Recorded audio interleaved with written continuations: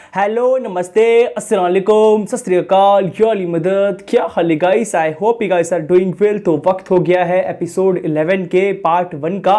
इसके पहले अपन ने एपिसोड 10 कंप्लीट करा है, तो अगर किसी ने नहीं देखा है इसके पहले के पार्ट्स तो प्लीज़ जाके देख लेना। प्लेलिस्ट बनी हुई है, प्लेलिस्ट के लिंक डिस्क्रिप्शन बॉक्स में दी हुई है, ठीक है। तो प्लीज़ पहले इसके पहले के पार्ट्स एपिसोड्स जो मैंने रिएक्शन करे हैं वो देख लेना, उसके बाद ही इस वीडियो को देखना। तो अब अपन देखने जा रहे हैं एपिसोड 11 का part 1। Without any wasting time start करेंगे रिएक्शन वीडियो को। So let's go and check it out.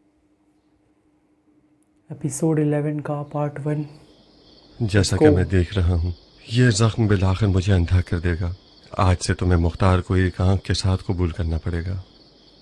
तुम्हें अपनी आरज़ू पूरी करने के लिए 2 आंखों की जरूरत है, तो शक मत करो। ये जख्म तुम्हें अंधा नहीं कर सकता।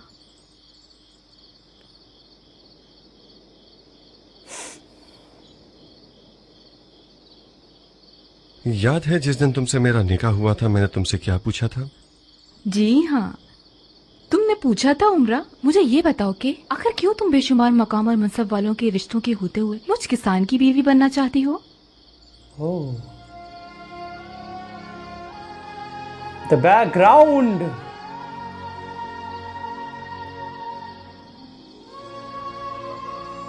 बाबा मुझे पागल कहा करते थे। तुम पागल हो गई हो उमरा? इतने मकाम और मनसब वाले लड़कों को तुम्हें पाने की तमन्ना है और तुम एक किसान को लिए बैठी हो कि जिसके पास से घास फूस की बू आती है। जाहिर है उमरा और दूसरी लड़कियों में यही तो फर्क था कि उन्हें एक शौहर चाहिए था और मुझे एक हमसफर। उन्हें एक साथी चाहिए था और मुझे एक हमराही। मुझे ऐसी मंजिल चाहिए थी कि जिसकी मैं मुरीद बन जाऊं, मंजिल के जिसकी निशानी मोहब्बत अली है। मुख्तार और उसकी आतिशी आंखें तो सिर्फ एक बहाना था। वैसे मैंने गलत इंतखाब नहीं किया। तुम्हारी आंख का जख्म मेरा गवाह है।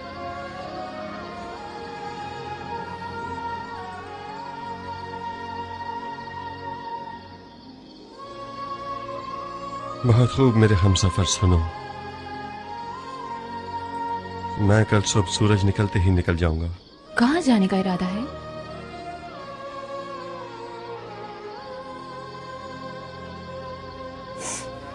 अपना राज सिर्फ तुम्हें बता रहा हूँ उमरा। मैं मक्के की तरफ जा रहा हूँ। तो मैं तुम्हारी हमसफर बन जाऊंगी। तुम तो अकेले सफर नहीं करना चाहते ना? तन्हा नहीं हूं, तुम मेरे दिल में हो। काश मैं तुम्हारे साथ भी चल सकती। उमरा, उमर साद और शिमर इब्न जिलजोशन जैसों ने मेरी राह पर जाल बिछाए हुए हैं। तुम्हारे होते हुए मैं उनके जाल से निकल नहीं पाऊंगा। सच बात तुमने है। मुझे जिंदान के वाकयात और मैसम में तमार्क के बारे में बताया, तो फिर तुम्हारे कयाम का क्या होगा जब तुम कूफे से फरार करना चाहते हो? फिलहाल कयाम के लिए हालात मुनासिब नहीं है उमरा। मुझे इस कयाम के लिए कम से कम 1 साल का वक्त चाहिए। मैंने सुना है आले जुबैर ने मक्के में यजीद की मुखालफत का परचम लहरा दिया है और यजीदियों से जंग की तैयारी कर रहे हैं। मैं मक्का की तरफ जाऊंगा और अगर हो सका तो आले जुबैर के साथ मिल जाऊंगा और यजीद के चेहरे पर खाक मल दूंगा। काश मक्का के बजाय ईरान चले जाते मुख्तार। तुम ईरान में जल्दी मंजिल पालोगे। तुम ठीक कहती हो उमरा, मगर मुझे अपने दिल को रूहानी ग़िज़ा देनी है। मैं अपनी रूह को आब ज़मज़म से धोने जा रहा हूँ।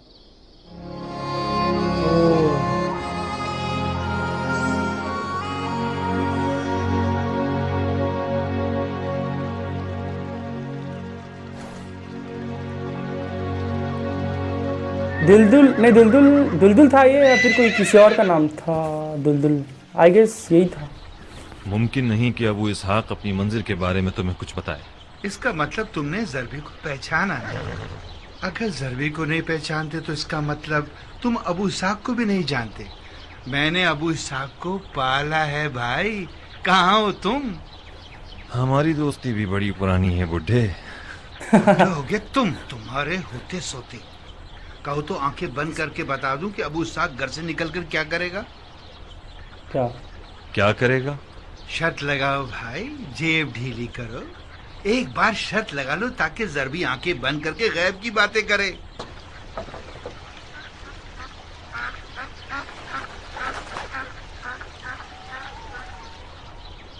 मर्दे मैदा हो तो शर्त लगाओ।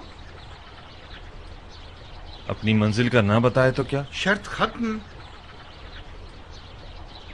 मंजूर है, मगर अपनी आंखें अच्छी तरह बंद करोगे। ठीक है, मैं पलट जाता हूँ ताकि तुम मुतमईन रहो। उसने अपना जूता पहना, आगे गया। अब उसने बानो उमरा से कुछ कहा। बानो उमरा से जुदा हुआ, दुलदुल को एक नजर देखा, ओह, फिर एक नजर हमें देखा, हमारी तरफ आया। अब कहेगा, ज़रबी अपना और दुलदुल का ख्याल रखना। जरबी, जी अबू इसाक। अपना और दुलदुल का ख्याल रखना। बेफिक्र रहो भाई, अपने आप से ज्यादा ख्याल रखूंगा।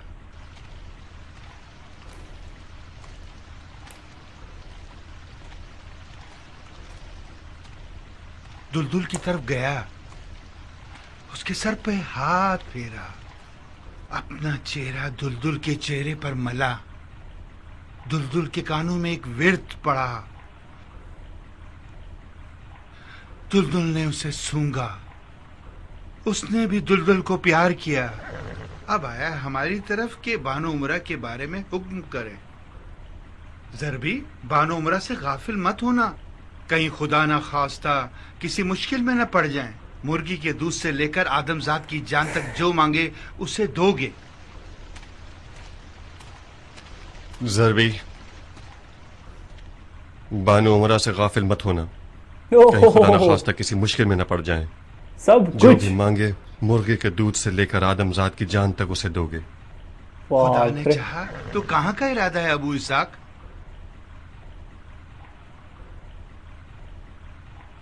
जहां मुझे तकदीर ले जाए।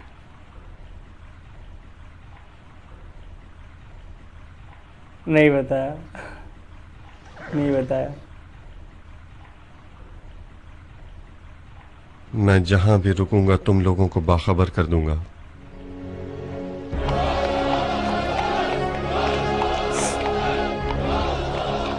क्या?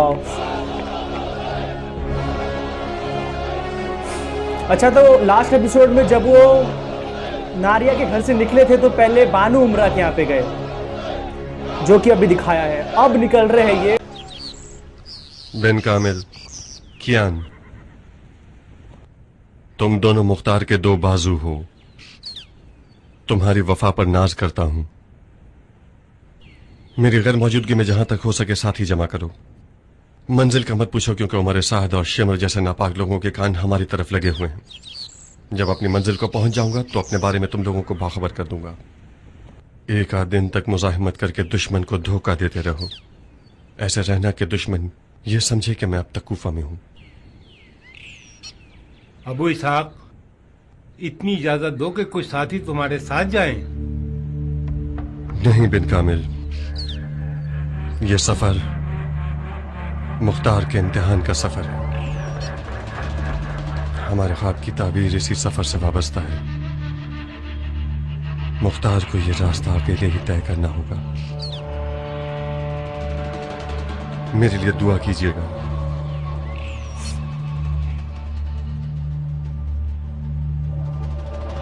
जाओ मुख्तार, खुदाए काबा तुम्हारा मुहाफिज है।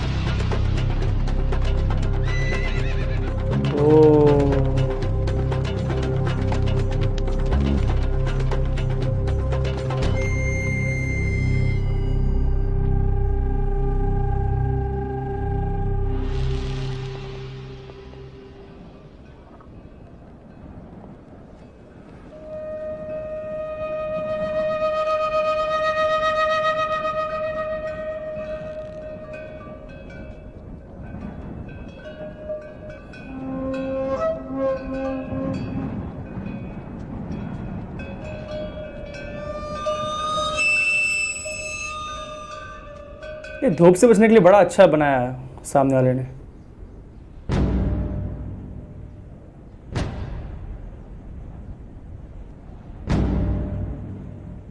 तुम रहजन हो? मुसाफिर हूं। कहाँ जा रहे हो? रजन, रजन मतलब क्यों? क्योंकि मौत की सिमत जा रहे हो। मजबूरी है। सहरा से वाकिफ हो? तुम लोगों जितना नहीं। मजीद आगे जाओगे तो खुद ही समझ जाओगे कि सहरा क्या होता है। इस सहरा अच्छा, से अच्छा। अकेले गुजरना नामुमकिन है, वो भी उस सवारी के साथ जो तुम्हारे पास है। सहरा की सवारी ऊंट है, घोड़ा नहीं। तो ज्यादा सफर क्या है तुम्हारा? कुछ मुख्तसर सा रोटी पानी है। लगता है तुम सहरा और उसकी मुश्किलात से अनजान हो। मेरी मानो तो लौट जाओ और अपने घोड़े को एक मादा ऊंट से बदल लो जो दूध देती हो। सिर्फ दूध और ऊंटनी के साथ ही इस सहरा से जिंदा सलामत जा सकते हो। तो तुम लोग क्यों यहाँ सफर कर रहे हो? जाहिर है अनजान रास्ते छोटे होते हैं, बशर्ते के रास्ते जानते हो तो। क्या अपने नाम को भी अपनी मंजिल की तरह छुपाना चाहते हो? क्यों पूछ रहे हो? तुम्हारी आवाज काफी जानी पहचानी लग रही है मुझे। अगर चेहरे से दस्तार उठा लो तो शायद तुम्हें पहचान लूं। मेरा नाम अबल गरक है, कबीला सकीफ से। अबल गरक? मुझे पहचान लिया तुमने? तुम्हारा नाम सुना है मैंने। मैं मुख्तार हूं।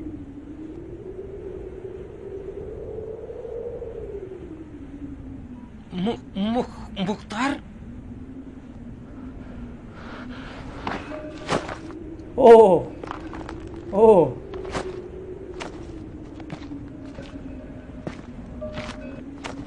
ये तुम हो अबू इसाक? ओह, खुदा की हिकमत तो देखो। अपने ही लोग हैं। चलो उस भाई। जगह दुआ कबूल करता है जहाँ सोचा भी ना हो। मुझे आरजू थी कि तुम्हें करीब से देखूं और तुम्हारा हाथ चूम सकूं। तुम कौमे सकीफ के लिए फख्र का बाइस हो अबू इसाक।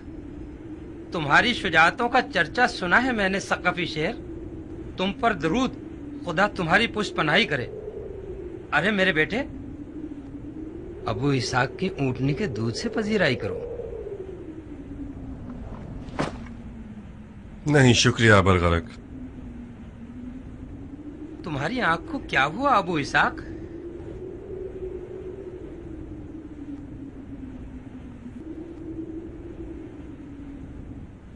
जख्म है जो एक दुश्मन ने मुझे लगाया है। उनके हाथ नाकारा हो जाएं। ये दुश्मन के मुख्तार से डरने की निशानी है। वैसे एक बात तो है कि जो मुख्तार को जख्म लगा सके वो कोई माहिर लड़ने वाला ही होगा। ऐसे कदमों के निशान मेरे सामने छोड़ कर के कभी भूल नहीं सकता। तुम्हारे बारे में इब्ने मरजाना की कैद की खबर मिली थी मुझे। उसकी कैद से कैसे भागे अबू इसाक? मैं भागा नहीं, जिंदान से आजाद किया गया है ताकि मुझे शहर बदर करें। बिस्मिल्लाह मुख्तार, नाचीज सा नजराना है, नोश कीजिए। बहुत शुक्रिया नौजवान, अभी दिल नहीं चाह रहा। पियो अबू इसाक, कुछ ताजा दम हो जाओगे। मुझे रास्ते की सख्तियों की आदत करनी होगी।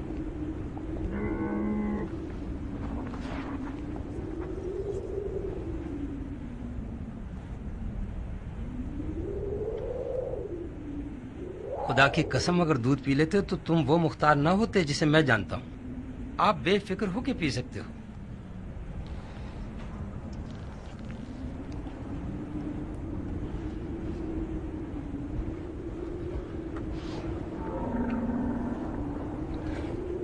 ममनून हूँ, काफी लजीज है।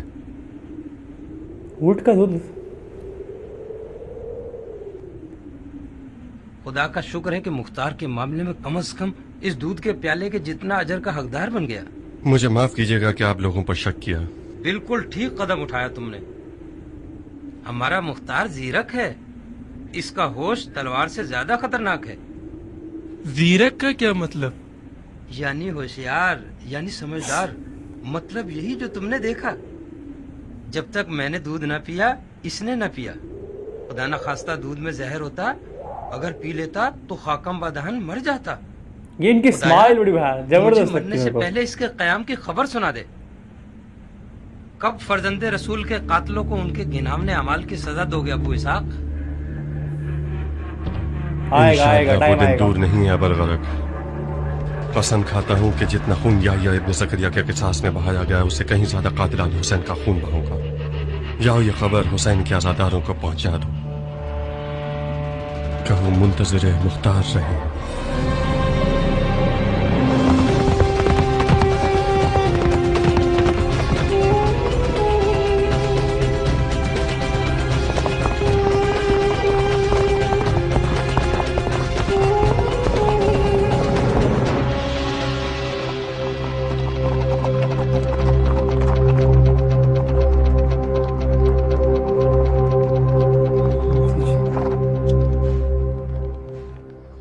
तुम्हें क्या लगता है दोस्त, एक तन्हा खैमा इस बेआब हो गया सहरा में मशकूक है ना? क्या कहते हो, कोई जाल तो नहीं? कुछ सुन के देख लो, कुछ सुनने की कोशिश करो। बोल रहे हो? अरे बहुत खूब, चलकर देखते हैं कि तकदीर ने इस खैमे में हमारे लिए क्या फैसला किया है। खैमे के रहने वाले, क्या मेहमान नहीं चाहिए?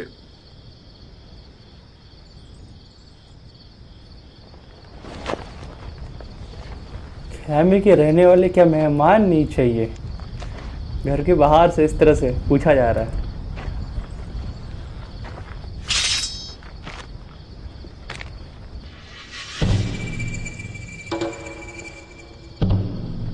कोई अंदर है क्या? टेंस माहौल।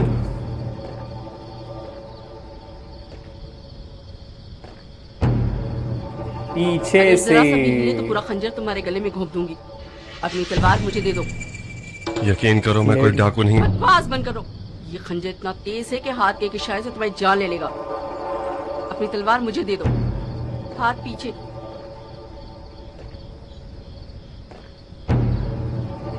हाथ पीछे, जल्दी।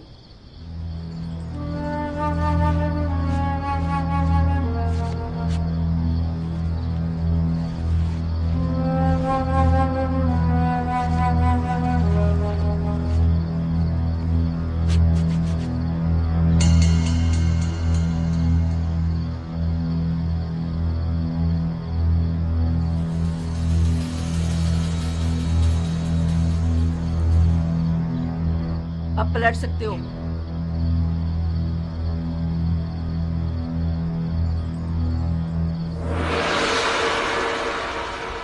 लेडी कौन है भाई ये? माफ करना बहन, मैं तुम्हारे खेमे में बगैर इजाजत घुसना नहीं चाहता था। मैंने आवाज दी मगर जवाब नहीं मिला। जवाब नहीं सुनना, झांकने चले आए ताकि खेमे के अंदर के राज से आगाह हो जाओ।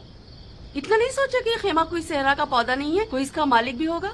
मालिक की इजाजत के बगैर क्यों घुसे? आप बरहक हैं, मुझसे गलती हुई है। कौन हो तुम? मुसाफिर हूँ। ये नहीं पूछा क्या हो, मैंने पूछा नाम। कौन हो। नाम आदमजाद हूँ। अरे भाई मैं समझी सहराई जानवर हो। ओह, मैं अपने दुश्मनों की वजह से गुमनाम सफर कर रहा हूँ। अपनी मंजिल को भी छुपाऊंगा ताकि मेरे कदमों के निशान न ढूंढ लें। कैसा अहमक दुश्मन है तुम जैसा बेहुदा इंसान क्या किसी का खौफ रखेगा? ये दुश्मन आखिर है कौन जिसके खौफ से सहरा की तरफ निकले हो? मेरे दुश्मन कुछ मुट्ठी भर जानवर हैं कि जिन्होंने रसूल खुदा के घराने को नैनवा के सहरा में टुकड़े टुकड़े कर डाला। इन लोगों को इंसान का खिताब देना इंसानियत की तौहीन है। अब तो वाजिब है कि मैं जानूं कि तुम कौन हो। मैं दश्त नैनवा के एक शहीद की बीवी हूँ। तुम जैसा शख्स जो यजीदियों के खौफ से सहरा की तरफ निकला है, उसने जुहैर इब्न कैन का नाम तो सुना होगा। तुम मरहूम जुहैर इब्न कैन की बीवी हो? हाँ, मेरा नाम दुल्हन है। तुम कौन हो? मैं मुख्तार हूँ, पेशर अबू उबैदा सक़फ़ी। तो तुम हो वो मुंतकिम कर्रार? मुंतकिम कर्रार? हाँ, ऐसा इंतकाम लेने वाला जो शदीद हमले करता है।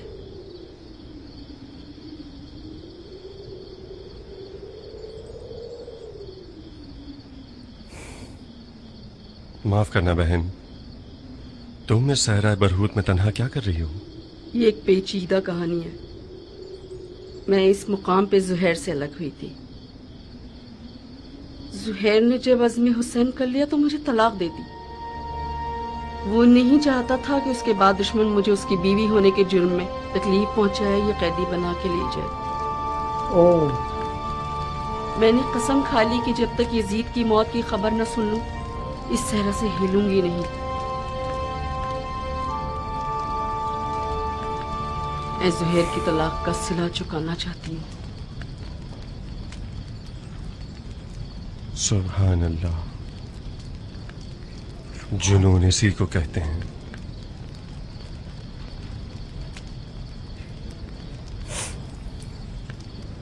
ज़ुहैर।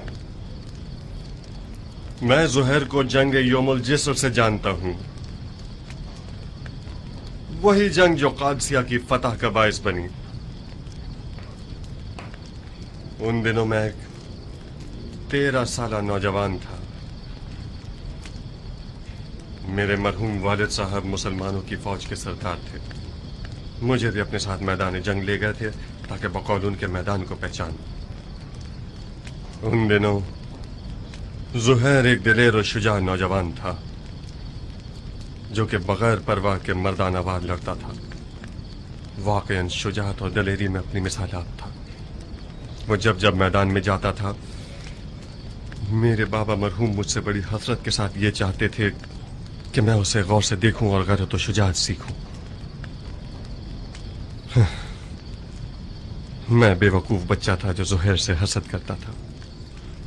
बारहा मेरे बाबा के कहने पर ज़ुहैर ने मुझसे चाहा कि हम जंग की मशक करें, मगर मैं हर दफा सर के दर्द और पेट के दर्द का बहाना कर लेता था, मगर उसके साथ जंग की मशक करने पर आमादा नहीं होता था।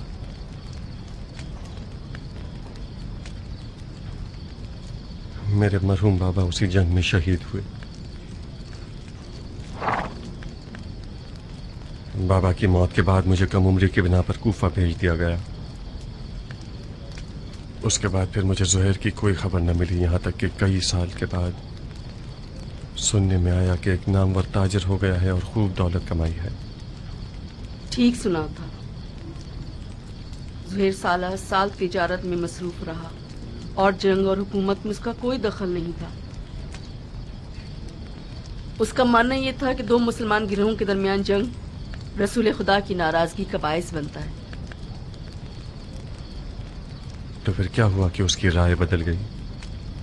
क्या हुआ कि दुनिया से दिल हटाकर नैनवा के काफिले में पहुंच गया? बहुत अजीब सी दास्तान है मुख्तार, बहुत अजीब। हम हज को गए हुए थे। हज के बाद कूफे के अज़्म से निकले तो मक्के के करीब ही मौला हुसैन का काफिला नजर आया। चंद मंजिलों तक हमारा और मौला हुसैन का रास्ता एक ही था। ज़ुहैर को पसंद न था कि मौला हुसैन के काफिले के साथ सफर करे। हम रुक गए ताकि मौला हुसैन एक मंजिल आगे निकल जाएं। जब मौला हुसैन चले जाते थे हम रुक जाते थे, और जब मौला हुसैन रुकते थे हम आगे बढ़ जाते थे। तकदीर ने एक मंजिल में दोनों काफिलों को मिला दिया।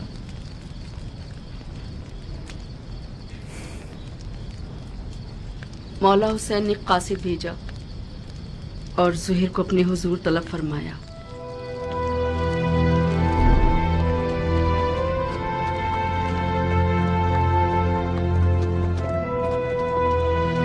ज़ुहैर,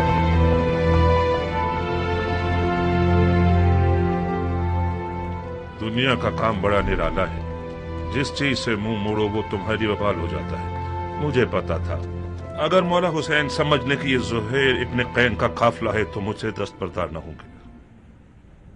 क्या आसमान टूट गया, शक्ल कमर हो गया है, या सूरज को मौत आ गई? शायद कोई वाजिब काम होगा जब ही कासिद को भिजवाया है। वाजिब काम? उनका वाजिब ये होगा कि उनकी दावत को कबूल करूं और उनके साथ कूफा जाऊं। अगर बुलाते हैं तो कबूल मत करना, माजरत कर लेना क्या 2000 तरह के मशगले हैं तुम्हारे? तुम्हारा माल लावारिस है और तजारत ठंडी है। मैं उनके साथ कुफे नहीं जा सकती। नहीं दुल्हन, न जाना बेहतर है बनिस्बत ये कि मैं मालो तजारत का बहाना करूं। मेरी जगह जा नमाज पर ही ठीक है। तजारत करता हूं और नमाज पढ़ता हूं। खुद को उम्र के इस हिस्से में उस झगड़े में मुलविस नहीं करना चाहता जो दुनिया और आखिरत के नुकसान का बाइस है। जुहैर, फर्जंदे रसूल ने तुम्हें बुलाया है। खुदा की कसम न जाकर तुम अपने आप पे जुल्म कर रहे हो। दुल्हन, मैं उसी दिन से अपनी तलवार को अलविदा कह चुका हूं जिस दिन उम्मत रसूल में फितना शुरू हुआ।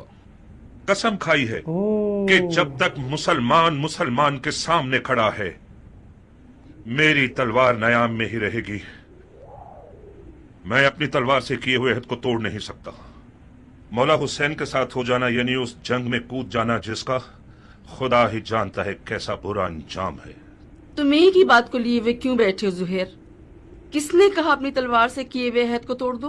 किसने कहा कि मौला हुसैन के साथ कूफे चले जाओ? ये बेअदबी के फर्जंद रसूल के बुलावे को ठुकरा दो और उनकी बात सुनना तक गवारा न करो। कहीं डर तो नहीं गए हो? किस चीज से डरूंगा? मुझे क्या पता। ये सारे बहाने डर की निशानियां हैं। तुम्हें मौला हुसैन का तुमसे जान मांगने का डर है या माल मांगने का खौफ? अपनी इज्जत की फिक्र करो जुहैर। जब लोग सुनेंगे कि मौला हुसैन ने जुहैर को बुलाया था और जुहैर नहीं गया तो लोग तुम्हें कमजोर दिल और डरपोक कहेंगे। कल से तमाम जुबानों और महफिलों का विर्द बन जाओगे तुम। आज के बाद अगर किसी डरपोक की मिसाल देना चाहेंगे तो चूहे की जगह जुहैर इब्ने कैन की मिसाल देंगे। बाप रे, तो बड़ी बड़ी बात है। अब जाएगा, पक्का है, अब जाएंगे ये।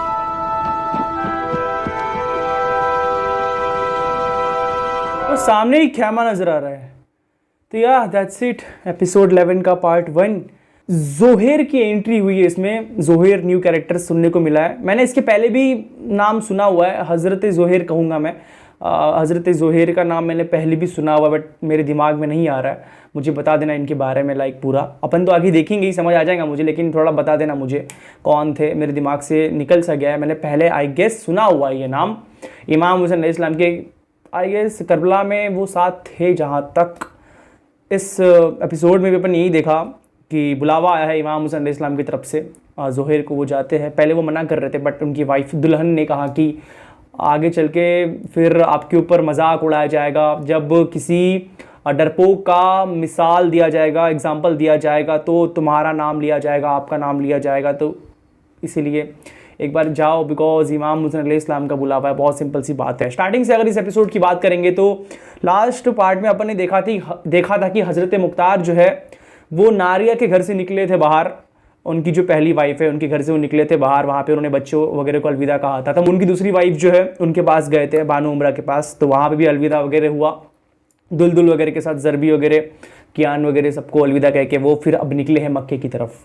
तो मक्के के लिए वो निकले हैं। रास्ते में उन्हें कुछ 2 लोग मिलते हैं, 2 यात्री मिलते हैं जो ऊँट पे सवार होते हैं, धूप से बच के प्रॉपरली वो जा रहे होते हैं। तुमने देखा तो वहाँ पे भी इंट्रोडक्शन वगैरह होता है हज़रत मुख्तार का, सामने वाले का, उनके बेटे के साथ एक तरह से लाइक बातचीत वगैरह होती है। वो थोड़ा दूध वगैरह पीते हैं, थोड़ा चेक करते हैं पहले सामने वाले से, सामने वाला दुश्मन तो नहीं है। बहुत सिंपल सी बात है भैया, बिकॉज अपन ने जितना धोखेबाजी देखी है ना इस सीरीज़ के अंदर में, पहले किसी भी भरोसा नहीं किया जा सकता। कूफे वाले को ही ले लो, भरोसे के लायक नहीं थे। तो सामने वाला जिसे मैंने लाइक काफ़ी टाइम के बाद मिला हूँ, क्या पता वो कैसा होगा नहीं होगा, बहुत सिंपल सी बात है। तो पहले उन्होंने चेक करा, खुद सामने वाले से दूध लाइक पीने के लिए कहा नहीं, लेकिन वही एक लाइक इशारा था। बहुत सिंपल सी बात है। तो सामने वाला पीता है एंड उसके बाद हज़रत मुख्तार पीते हैं एंड उसके बाद वो आगे निकलते हैं। एक खैमा मिलता है, वो खैमा होता है बीवी दुल्हन का। उनके हस्बैंड जोहेर है, हज़रत जोहेर, जो कि जिन्हें इमाम हुसैन अलैहिस्सलाम का बुलावा था। वो अब मेरे ख्याल से वो करबला में आई गेस लड़े थे उनके साथ। ये अपन देखेंगे आगे देखेंगे, इसके आगे एपिसोड वगैरह दिखाया जाएगा। लाइक फिर से करबला का वाक़या इसमें दिखाया जा रहा है, एक तरह से फ्लैशबैक की तरह तुम कहते हो, बिकॉज बीबी दुल्हन बता रही है। तो सामने ही खैमा मुझे नज़र आ रहा था इमाम हुसैन अलैहिस्सलाम का, जब वो जा रहे थे वहाँ से जोहेर निकल के एक खेमे से। तो लेट्स सी, देखते हैं अपन अगले एपिसोड को देखेंगे, बहुत जल्दी देखेंगे 11 का पार्ट 2। सो दैट्स इट, मिलते हैं नेक्स्ट वीडियो में। बी हैप्पी, पीस आउट, या अली मदद, लव भाई क्या हुसैन।